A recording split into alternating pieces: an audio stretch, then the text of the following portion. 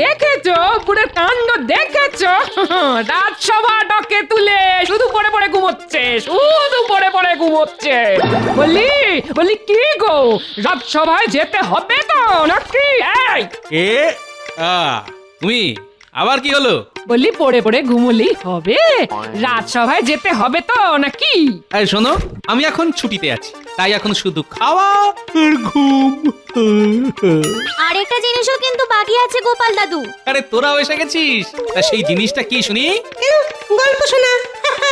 হ্যাঁ দাদু, তুমি যখন আর রাজসভায় যাবেই না, তখন না হয় আমাদের প্রত্যেকদিন একটা করে নতুন গল্প শুনিও। ওদেরকে ওখানটা না হয় একবার ঘুরিয়ে দেবো, তাহলে হবে তো? হ্যাঁ হ্যাঁ, হবে হবে, খুব হবে। তাহলে চলে গিনি, আমি এদেরকে একটু ওদিকটা ঘুরিয়ে সোজা রাজসভায় চলে যাবো। তবে আর কি, যাও। ওরে ওরে।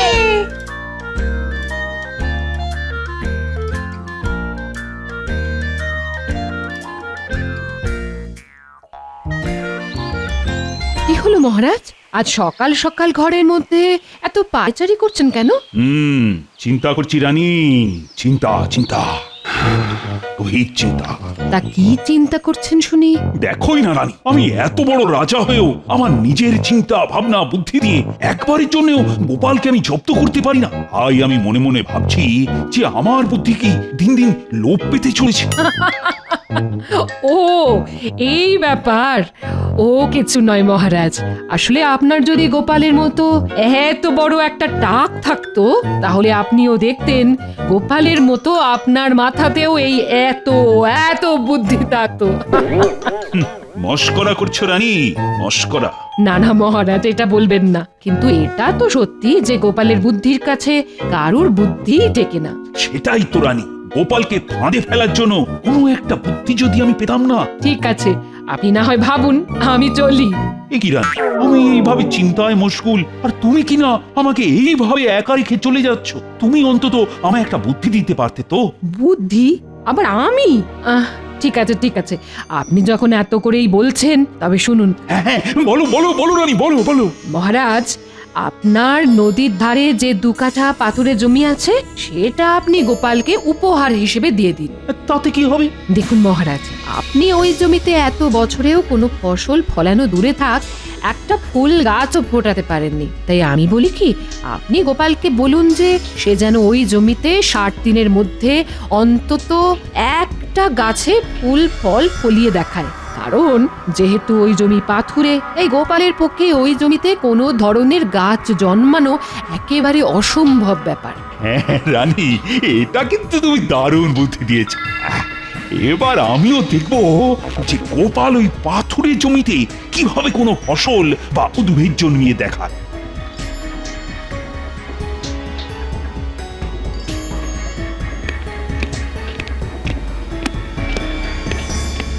প্রণাম মহারাজ। এই তো গোপাল, কোথায় ছিলে এতক্ষণ?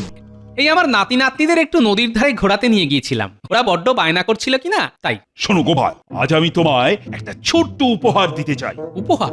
তাও আবার এমনি এমনি? আসলে তোমার রানীমা বেশ কিছুদিন ধরেই তোমার প্রশংসায় পঞ্চমুখ, যে তুমি আমাদের জন্য কত কি করো, আর আমি নাকি তোমায় একটি ছোট্ট উপহারও দিই না। তাই রানীমার মতে আমায় নাকি তোমায় কোনো একটা ছোট্ট উপহার দেওয়া উচিত। তাই নাকি মহারাজ? তবে তবে দিন। আরে দাঁড়াও দাঁড়াও, আমার কথা যে এখনো শেষ হয়নি গোপাল। হ্যাঁ, আরো আছে নাকি? হ্যাঁ, আছে বই কি। এই উপহার তুমি নিশ্চয়ই পাবে, তবে এতে যে আমার একটা শর্তও আছে। উপহার দেবেন তা তো শর্ত? মহারাজের এই কথাটা যে সুবিধের ঠেকছে না। এ কি গোপাল, কি এত বিড়বিড় করছো বলো তো? না মহারাজ, বলছিলাম কি যে আমার উপহারটা কি সেটা জানতে পারি? নিশ্চয়ই। শোনো, আমার নদীর ধারে যে 2 বিঘা পাথুরে জমি আছে, সেটা আজ থেকে তোমার। এবার শর্তটা হচ্ছে যে তোমাকে ওই জমিতে 60 দিনের মধ্যে এমন কোন উদ্ভিদ জন্মিয়ে দেখাতে হবে যাতে ফুল ফল দুটোই ফলে। এ আবার কি শর্ত রে বাবা? শুধু এইখানেই শেষ নয় গোপাল, আরো আছে। তাই বুঝি? যদি তুমি ওই জমিতে কোনো উদ্ভিদ বা কোনো ফসল ফলাতে না পারো, তবে তোমার পিঠে আমি শাস্তি স্বরূপ 10 ঘা চাবুক মারব, এবং তুমি যদি এই উপহার নিতে অস্বীকারও করো, তাহলেও আমি তোমার পিঠে ওই 10 ঘা চাবুক মারব। কি গেঁড়া করে পড়লাম রে বাবা। উপহার নিলেও শাস্তি, আবার না নিলেও শাস্তি। এবার দেখছি মহারাজ গোপালকে কচ্ছপের মতো কামড়ে ধরেছে। কি গোপাল, চুপ করে গেলে যে? উপহার নিতে ভয় করছে বুঝি? আসলে মহারাজ, এটা উপহার না শাস্তি সেটাই ঠিক বুঝে উঠতে পারলাম না, তাই চুপ করে আছি। তবে আপনি যখন আমায় এত ভালোবেসে একটা উপহার দিচ্ছেন, আমি সেটা অবশ্যই মাথা পেতে নেব মহারাজ। বাহ বাহ বাহ, এই তো গোপালের মতো কথা। কিন্তু আমারও যে কিছু শর্ত আছে মহারাজ। কি শর্ত? শুনি শুনি। প্রথমত, এই 60 দিন আমি রাজসভায় আসবো না, এবং এই 60 দিনের বেতন আমায় অগ্রিম দিতে হবে, আর তার সাথে এই চাষের খরচ বাবদ 500 মোহর। ও তাই বুঝি। আর দ্বিতীয় শর্ত কি? আর দ্বিতীয়ত, এই 60 দিনের মধ্যে আমার কাজে যেন কেউ কোনো রকম হস্তক্ষেপ না করে, আর এই জমিতে আমি যে ফলে ফলাই না কেন তা আপনাকেই নিজের হাতে সেটা তুলতেও হবে আর খেতেও হবে। এখন যদি আপনি এই শর্তে রাজি থাকেন, তবেই আমি এই উপহার গ্রহণ করব মহারাজ। এতে আর বলার কি আছে গোপাল, মহারাজ নিশ্চয়ই খাবেন। কি মহারাজ, খাবেন তো? হ্যাঁ, আচ্ছা আচ্ছা, ঠিক আছে ঠিক আছে, সেটা না হয় তখনই দেখা যাবে। আগে তুমি ফসল তো ফলিয়ে দেখাও। ঠিক আছে মহারাজ, তাহলে ওই কথাই রইল। এবার আমায় আজ্ঞা দিন, আমি চলি, কারণ আমার ছুটি শুরু হয়ে গেছে কিনা। আসি মহারাজ। আচ্ছা মন্ত্রী, আমি কি কাজটা ঠিক করলাম? একদম মহারাজ, কারণ গোপালের পক্ষে এই পাথুরে জমিতে ফসল ফলানো একেবারেই অসম্ভব ব্যাপার। আপনি একদম চিন্তা করবেন না, আমি তো আছি। এবার আমিও দেখছি যে গোপাল ওই জমিতে কিভাবে ফসল ফলায়। মহারাজ, আপনি শুধু আমায় কিছু মোহর দেবেন, ব্যাস। হ্যাঁ হ্যাঁ মন্ত্রী, এখন দেখছি তুমি আমার ভরসা। যাও যাও যাও, এবার কাজে লেগে পড়ো। যথাজ্ঞা মহারাজ।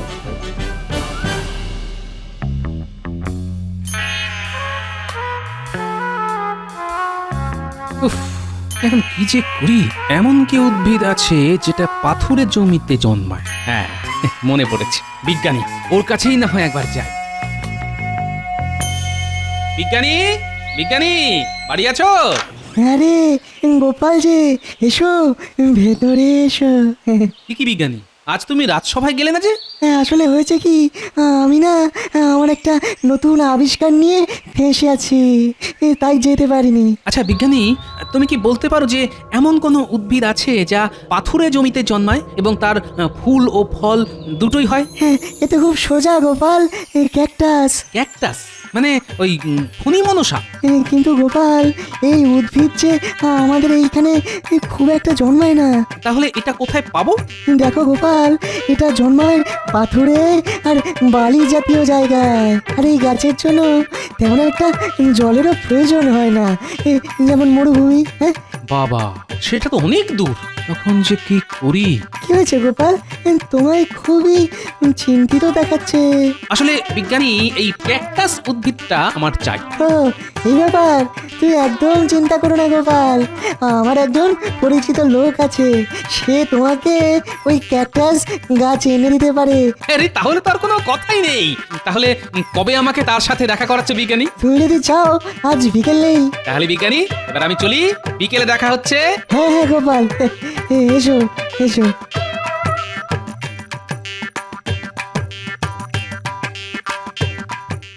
আমাদের ডেকেছিলেন মন্ত্রী মশাই? হ্যাঁ শোন মহারাজ, গোপালকে নদীর ধারে ওই 2 বিঘা পাথুরে জমিটা চাষ করার জন্য দিয়েছে, আর শর্ত রেখেছে যে 60 দিনের মধ্যে যে কোনো ফুল ফল হয় এমন উদ্ভিদ অথবা ফসল ফলিয়ে গোপালকে দেখাতে হবে। এখন বলুন যে আমরা কি করতে পারি? তোদের আজ রাতেই ওই নদী থেকে বালি নিয়ে ভরে দিতে হবে, যাতে গোপাল ওই বালি আর পাথরযুক্ত জমিতে কোনো ফলনই যাতে ফলাতে না পারে। আপনার কি বুদ্ধি মন্ত্রী মশাই! এখন বাজে কথা রেখে যা বলছি সেটা কর গিয়ে। আর শোন, তোদের কিন্তু আজ থেকেই গোপনে প্রত্যেক দিন রাতে একবার করে গিয়ে ওই জমির অবস্থা নিজের চোখে দেখে আসতে হবে। কি পারবি তো? খুব পারবো, হ্যাঁ খুব পারবো। আপনি শুধু আমাদের এই ট্যাকের দিকটা একটু দেখবেন, ব্যাস ব্যাস। ও নিয়ে একদম চিন্তা করবি না, তোরা শুধু রোজ রোজ ওখানে কিছু ঘটছে কি না সেটা আমায় জানিয়ে যাবি, ব্যাস। আচ্ছা মন্ত্রী মশাই, তাহলে এখন আমরা আসি। ঠিক আছে, আয়। বিজ্ঞানী বাড়ি আছো? আরে গোপাল যে, এসো এসো, ভেতরে এসো। আমি তোমার জন্যই অপেক্ষা করছিলাম। এই যে গোপাল, এই সেই ব্যক্তি যে তোমাকে মরুভূমি থেকে ওই ক্যাকটাস গাছ এনে দেবে। হ্যাঁ হ্যাঁ গোপাল দাদা, আমি বিজ্ঞানী মশাইয়ের কাছে সব শুনেছি। আপনি শুধু বলুন যে কবে আর কোথায় ওই গাছ পৌঁছতে হবে, আমি নিজে এসে আপনাকে ওই গাছ দিয়ে যাব। আরে এ তো খুব ভালো কথা। শুনুন, ভালো করে শুনুন। নদীর ধারে এক পাথুরে জমি আছে। আপনি আজ থেকে 59 দিনের মাথায় এই গাছগুলো নিয়ে সোজা নদীর ধারে চলে যাবেন। সেখানেই আমি থাকবো, আমাকে পৌঁছে দেবেন, কিন্তু সাবধানে, কেউ যেন জানতে না পারে। ওসব নিয়ে আপনি একদম চিন্তা করবেন না, আপনার কাজ হয়ে যাবে। এবার আমি চলি। হ্যাঁ হ্যাঁ, এসো এসো।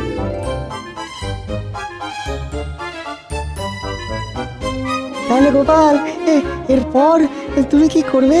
মানে সেই রকম কি কিছু ভেবেছো? কি আবার করবো? শুধু বাড়িতে বসে আরামই আরাম। তাহলে চলি বিজ্ঞানী, তুমিও একটু সাবধানে থেকো, যেন কাক পক্ষীতেও টের না পায়। তুমি কোনো চিন্তা করো না গোপাল, নিশ্চিন্তে বাড়ি যাও। হ্যাঁ।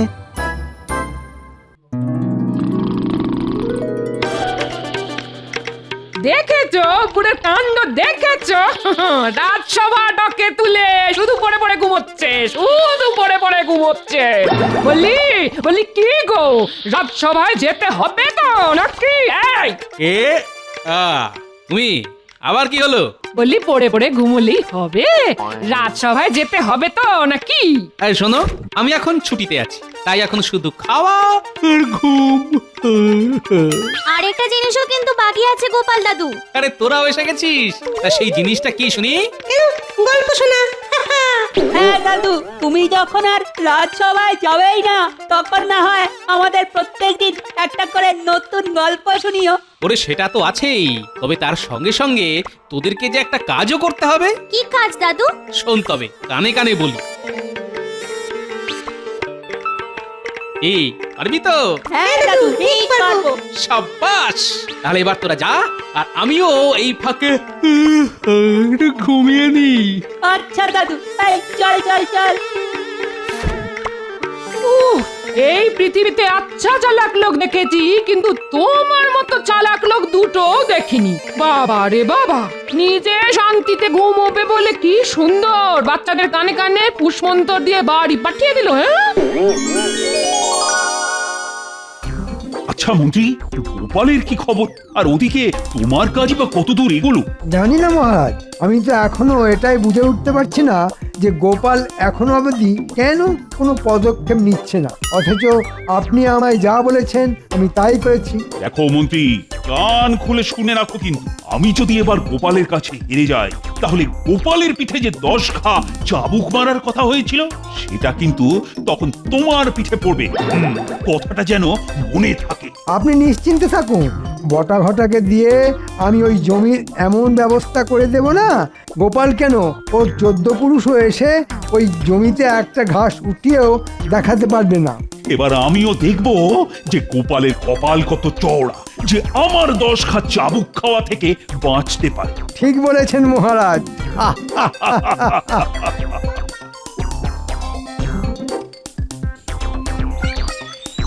ইন্নি, আমি চলাম। এই কোথায় চললে শুনি?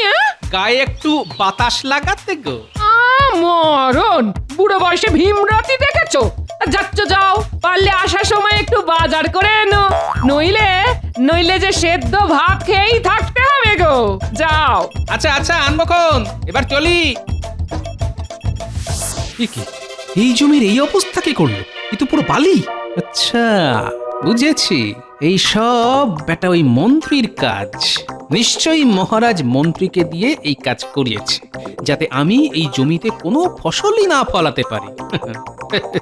তবে মহারাজ তো আর এটা জানেন না যে মহারাজ এই কাজটা করে একরকম আমার উপকারই করেছেন। তাহলে এবার শুধু 59 দিন হবার পালা, আর তারপরেই জমবে মজা।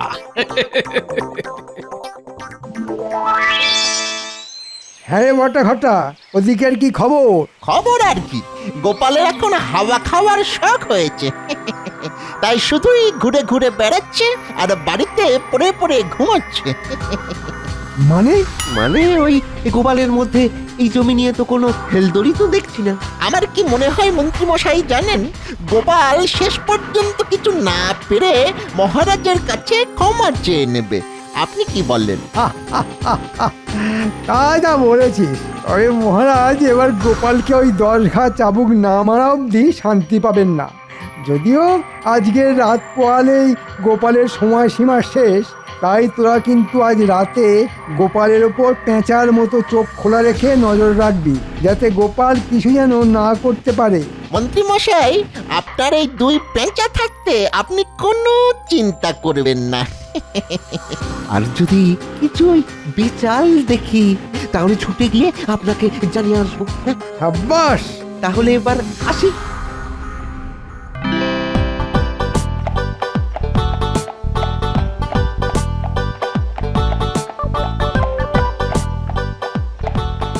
গোপাল দাদা, আমি এসে গেছি। আরে এসো এসো এসো, আমি তোমার জন্যই অপেক্ষা করছি। এই দেখো গোপাল দাদা, তুমি আমায় যা বলেছিলে আমি ঠিক তাই এনেছি।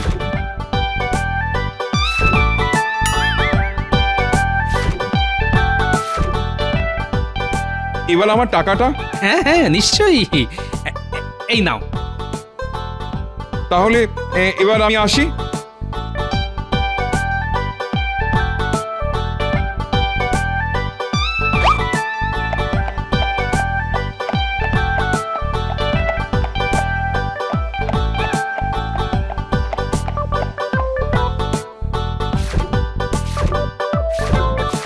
আরে তোরাও চলে এসেছিস? হ্যাঁ হ্যাঁ গোপাল দাদু। চল তাহলে এবার আমরা সবাই হাতে হাতে এই গাছগুলো জমিতে পুঁতে ফেলি, আর খানিকটা জলও দিয়ে দেব, যাতে গাছগুলো সতেজ বলে মনে হয়। তবে সাবধান, দেখিস যেন হাতে কাঁটা না লাগে। ও নিয়ে তুমি একদম ভেবো না দাদু। তাহলে চল, অন্ধকার থাকতে থাকতেই আমরা এই গাছগুলো লাগিয়ে ফেলি। তারপর কাল সকালে যখন মহারাজ এই জমিতে আসবে, তখন এই জমির গাছ দেখে চোখ একেবারে ছানা বড়া হয়ে যাবে।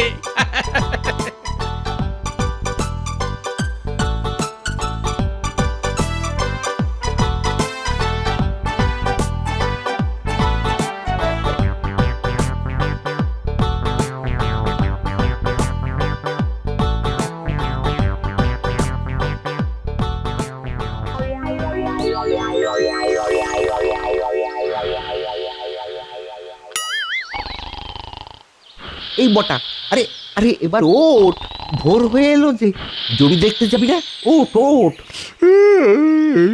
দূর ঘটা দিলি তো ঘুমের 12টা বাজিয়ে।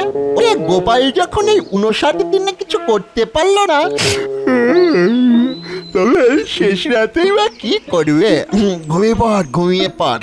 যদি মন্ত্রীমশাই এসে আমাদের কিছু জিজ্ঞাসা করে, তখন বলবো যে আমরা জমি দেখে এসেছি। ঘুম পাচ্ছে। তুই ঠিক বলেছিস। হ্যাঁ, আজকে গোপাল সেই রকম কোনো কিছুই করবে না। আরে হ্যাঁ রে বাবা, হ্যাঁ। এবার বেশি কথা না বলে চুপটি করে ঘুমোতো। ঘুমিয়ে পড়। ঠিক আছে, ঘুমিয়ে ঘুমিয়ে পড়ি। হ্যাঁ।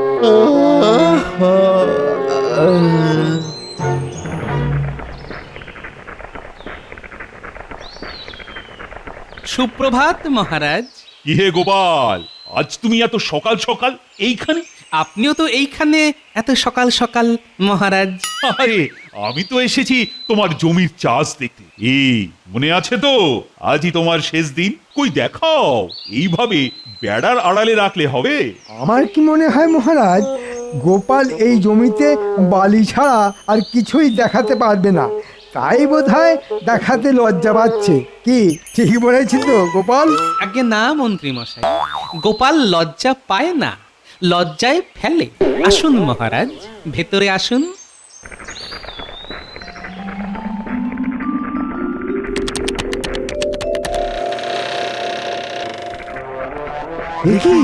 এই কি দেখছি আমরা? কি করছো গোপাল? কেন মহারাজ, আপনি তো বলেছিলেন যে 60 দিনের মধ্যে আমি যেন এই জমিতে যে কোনো ধরনের ফুল ফলযুক্ত উদ্ভিদ অথবা ফসল চাষ করে দেখাই। তবে এই দেখুন মহারাজ, এই সেই উদ্ভিদ যার মধ্যে ফুল ফল দুটোই হয়েছে, আর এই উদ্ভিদের নাম হলো ক্যাকটাস। না মহারাজ, এটা কি করে হয়? এটা তো কাঁটা গাছ। কেন হয় না মন্ত্রী মশাই? এটাও তো এক ধরনের উদ্ভিদ, আর এর মধ্যে ফুল ফল দুটোই হয়েছে। আহ, সবই তো বুঝলাম, কিন্তু আর কোনো কিন্তু নয় মহারাজ। এবার আপনাকেও আপনার কথা রাখতে হবে, অর্থাৎ এবার যে আপনাকে একাই এই সব গাছের ফল তুলে খেতে হবে, আর তার সঙ্গে 10 ঘা চাবুকের কথাটাও ভুলবেন না মহারাজ। হ্যাঁ হ্যাঁ গোপাল, সত্যি সত্যি তোমার বুদ্ধির জবাব নেই। যেহেতু যেহেতু মন্ত্রী আমাকে তোমার জমিতে ওই বালি ফেলার বুদ্ধিটা দিয়েছিল, তাই মন্ত্রী এই জমির সমস্ত ফল তুলে খাবে, আর আর সব শেষে ওই 10 ঘা চাবুক।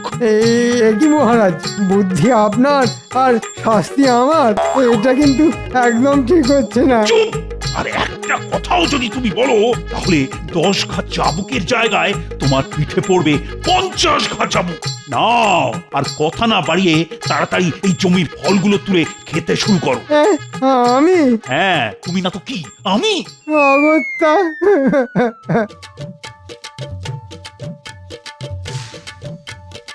ওরে বাবা রে, আউ উ উ উ, ওরে বাবা, মরে গেলাম রে, মরে গেলাম।